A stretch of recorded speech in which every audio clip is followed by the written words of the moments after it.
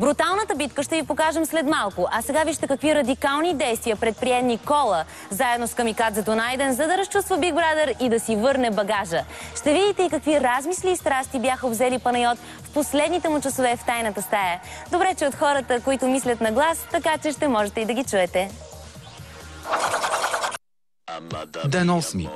18 часа и 29 минути.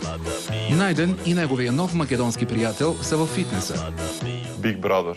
Това го правим в знак на протест, защото куфарите на Рестър ги няма. Усети нашата болка. Усети Big Brother. Може? Да, давай.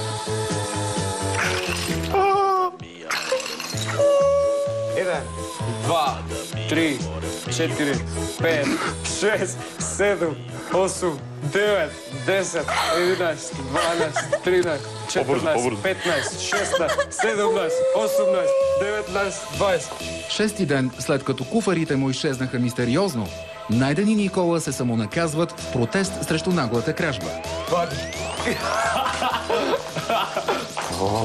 Big Brother, Още едно. усети нашата болка и вратите ми ги ствари.